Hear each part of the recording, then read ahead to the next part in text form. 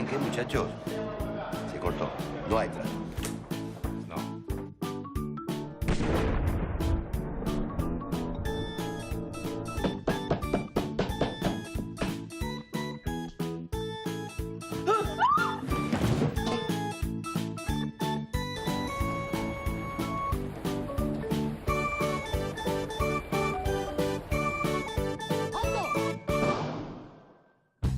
Mi primer recuerdo del cine como espectador fue Doctor Zhivago. Yo tenía 15 años, era una película prohibida para menores de 18 y me colé en una proyección.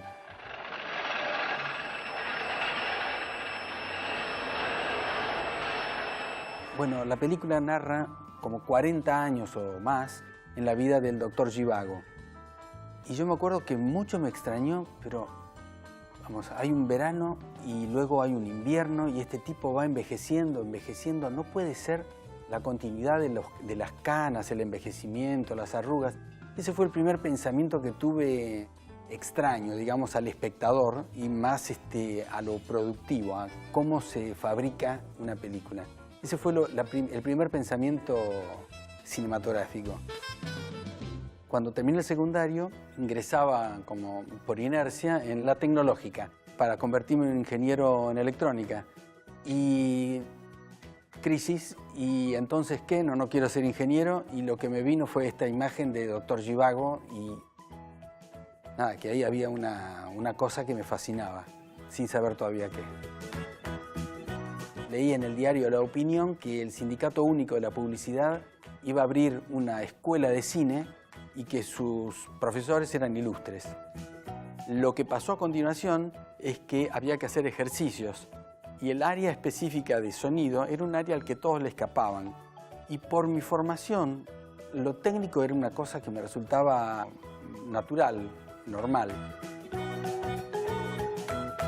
Mi primer trabajo profesional en cine fue en el documental de Bebe Camín, Adiós sui generis. Fue un documental filmado a muy pocas cámaras, hoy se resolvería con muchas, creo que eran 3 las que había, en donde se registró los 2 recitales que fue la despedida de Sui Generis. Y fui una especie de ayudante general. Estaba en el área de sonido, pero también ayudaba en cámara, en una función muy general. Ese fue mi primer trabajo profesional, esos 2 días de trabajo. 4 rosas separadas y la oscuridad total. Ya no queda tiempo de mirar atrás. Bebe Camín estaba abandonando el rol de sonidista y empezando a transitar el camino de dirección. Bebe había sido el sonidista de Babsy, de Torre Nilsson, en 2 películas o 3 películas anteriores, cuando Torre Nilsson estaba por iniciar la película Piedra Libre. Las Amalias siempre hemos vivido preparándonos para la historia. Nada queda en el olvido, nada se pierde. ¿Y esos anteojos? Alguna vez pensaron que tenía astigmatismo.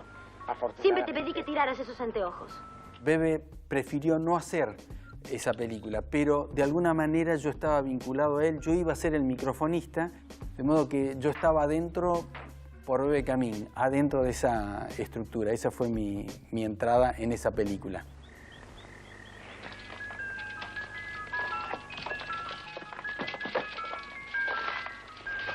Para mí el trabajo de sonido era el más importante de todos los que ahí se da, más importante que el del director, que el del actor, etcétera, etcétera. Entonces defendía mi puesto, defendía mi rol con garras. Entonces yo me acuerdo que yo me peleaba mucho con todos para estar en el mejor lugar que podía estar el micrófono. Recuerdo a Torre Nilsson diciendo, a ver si alguien le dice a ese muchacho que su micrófono entra en cuadro. Así que, bueno, pero todo fue muy, muy bueno.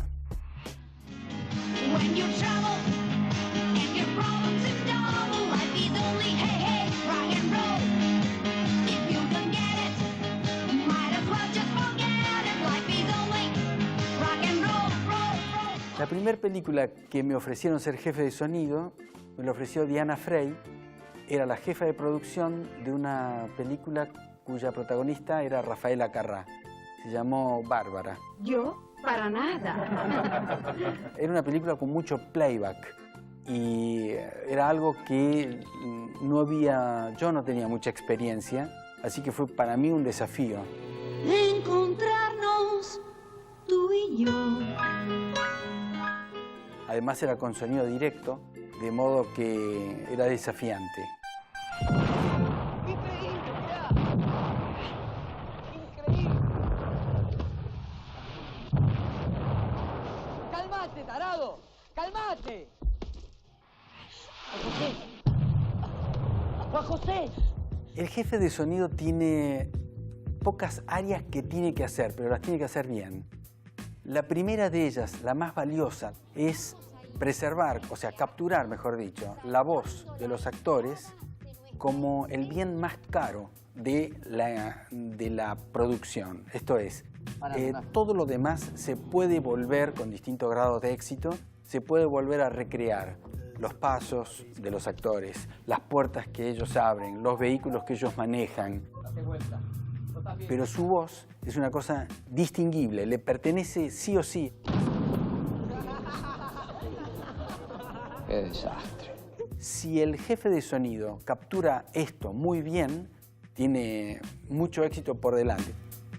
Si a esto se le agrega que ha capturado un buen número de sonidos solos, le llamamos en nuestra jerga wild tracks en inglés. Esto es ambientes, ruidos específicos que solo suceden en ese lugar.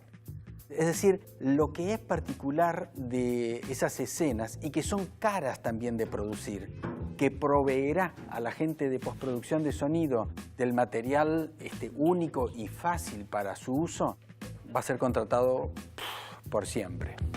¿Qué pasa? Pasa que yo solo tengo 30 años. 33. 32. Y no me resigno a vivir en una casa en la que soy nada más que una sirvienta. Para, ya empezaste otra vez con esa cantinera.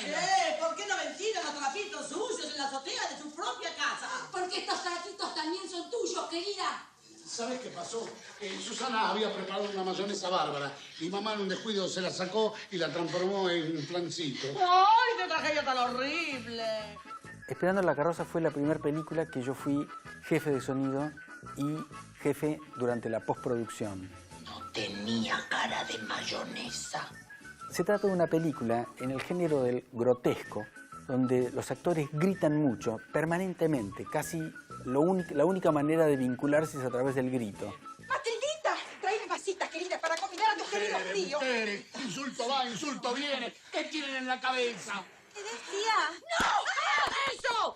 ¡Llame la alfombra ahora! Y la casa en la cual se hizo este rodaje es una casa chorizo de dimensiones, sus cuartos, sus habitaciones son dimensiones regulares, que desde el punto de vista acústico es una pesadilla. ¿Cuánto falta para saborear esos ravioles? Vamos, aquí tienen que comer. ¡Ah, eso es una gran verdad! ¿Cómo resolverlo? Con unas planchas de hardboard, de cartón prensado, perforadas y puestas a una distancia de 16 centímetros, en ese caso del techo, y colocados unos paneles de lana de vidrio por detrás. Ahora se acuerda de su buen nombre, ¿viste? ¡Cerré el pico, Artía! Resuelto la problematicidad del decorado, ya todo era una especie de camino fácil. Y como se trataba de actores que además emitían gloriosamente, todo estaba muy facilitado a partir de tener resuelto lo acústico. ¡Quédate ahí! ¡No te acerques!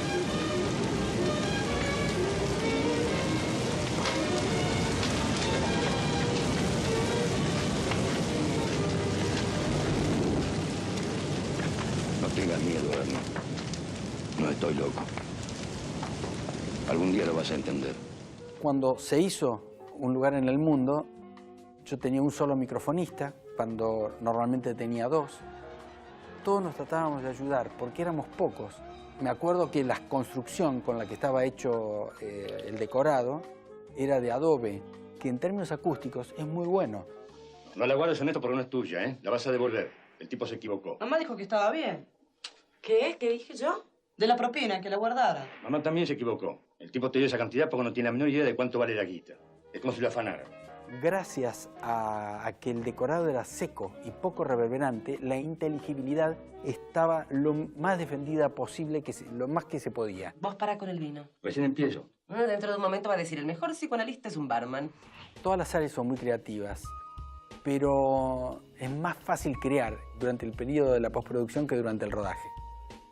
Por un lado tenemos que lograr que no haya diferencia entre un corte y otro, entre el diálogo de un actor y el otro, que haya continuidad, que bajar el nivel de ruido, sí o sí, para poner luego ambientes extra que nosotros vamos a agregar y que a su vez ayuden a componer el ambiente en 5 o 7.1 alrededor de los espectadores, que nos ayuden a compenetrarnos en la historia. Se hace el Foley, que es los ruidos de sus pies, de sus zapatos, o zapatillas, o pies descalzos, de su ropa.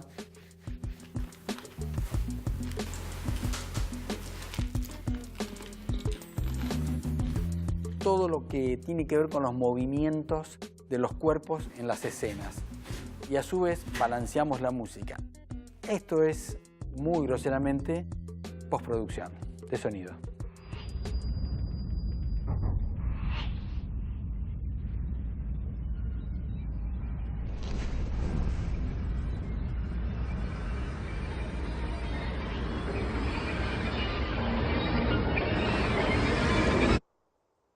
El aura tenía enormes chances expresivas desde el punto de vista sonoro. La historia está contada a través de un personaje que es epiléptico y que tiene en la película 3 ataques de epilepsia. Investigamos sobre cómo es esto y lo que obtuvimos es de una elasticidad descomunal.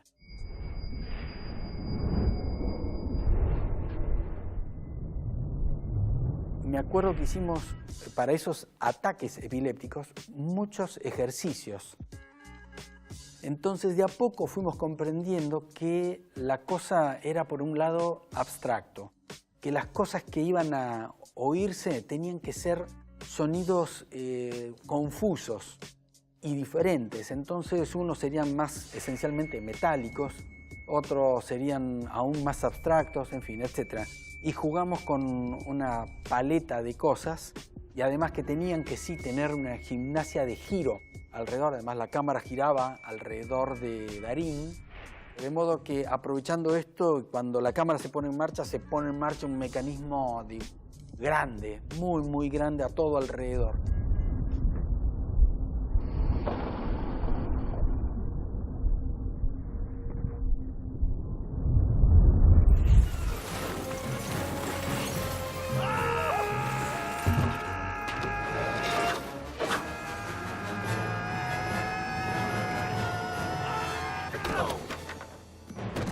Metegol es una película muy particular porque primero fue la que más se extendió en el tiempo en mi vida. Si bien fueron 3 años, fueron interrumpidos, en el medio hubo muchas otras películas. Es que se graba primero para hacer la animación. ¿Dónde se metió Amadeo? ¡Miren! Vamos, vamos. Esperen. Izquierda. Izquierda. Derecha. La otra derecha. Y una vez estás avanzando en los bocetos, se dan cuenta ellos, los editores, el editor, el director se da cuenta de aquí estamos cerrados en el ritmo, o se me ocurre un chiste mejor que el que hice, entonces a regrabar ese texto. Entonces ha sido una película muy extensa en el tiempo.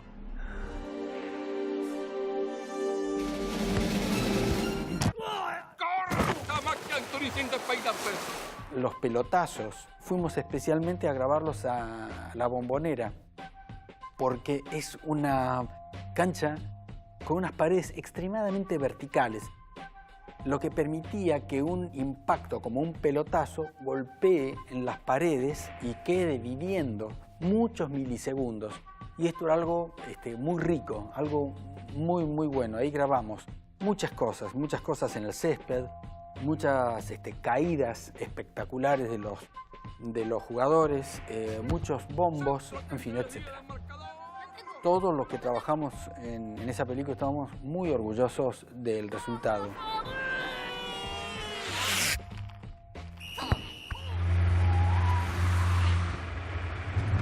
¿Qué te pasa, hermano?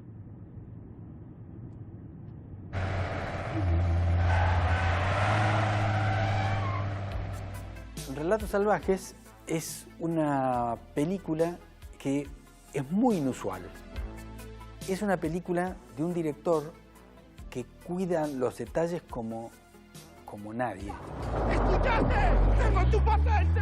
¡Huida! ¡Te voy a buscar y te voy a matar!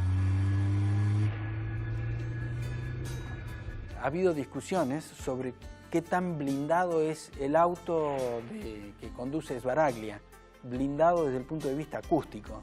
¿Cuánto se lo escucha del lado de afuera a él que está adentro y cuánto adentro escuchamos del que está afuera?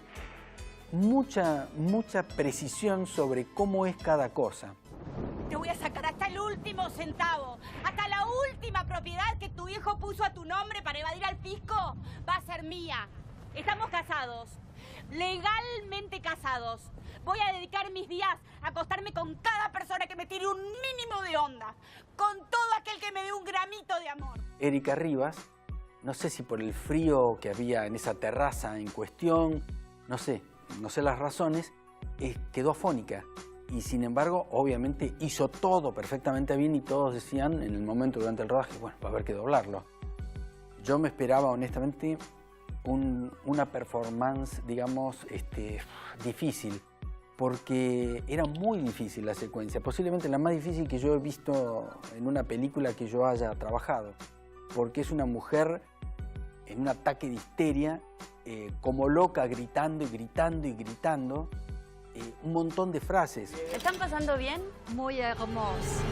Y para mi sorpresa, lo hizo súper bien, pero súper bien.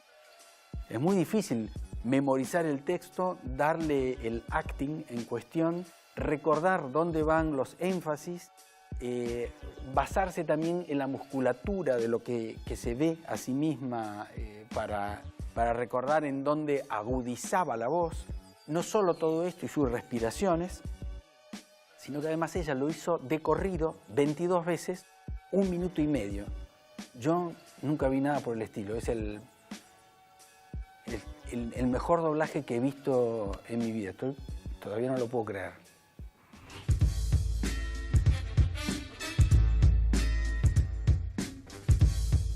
Del sonido yo diría que ojalá todos los productores y directores hagan suya la frase que George Lucas dice, que es que el sonido es el 50% del relato cinematográfico. No es una cosa secundaria, que no es un mero acompañamiento. Somos capaces de crear un clima con mucha más potencia que muchas imágenes.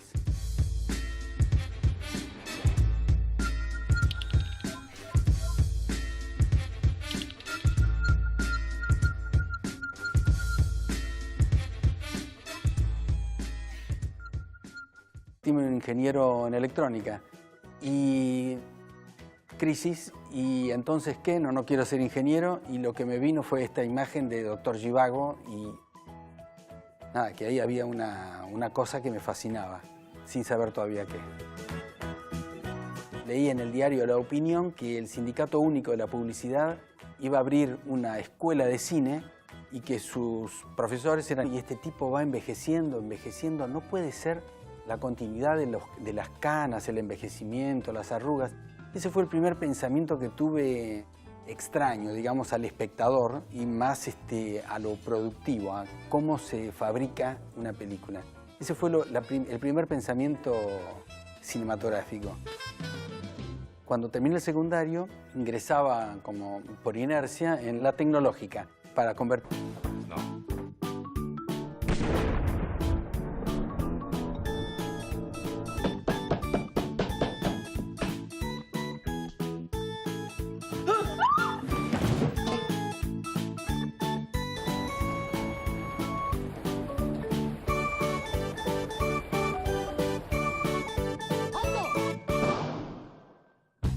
Mi primer recuerdo del cine como espectador fue...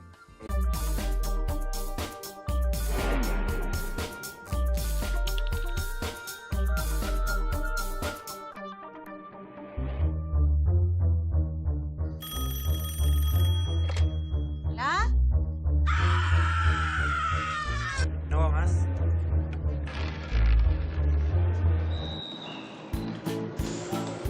¿Saben qué, muchachos? Se cortó. No hay trato. Doctor Zhivago. Yo tenía 15 años, era una película prohibida para menores de 18 y me colé en una proyección.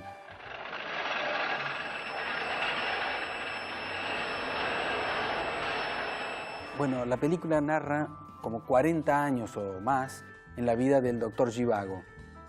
Y yo me acuerdo que mucho me extrañó, pero vamos, hay un verano y luego hay un invierno.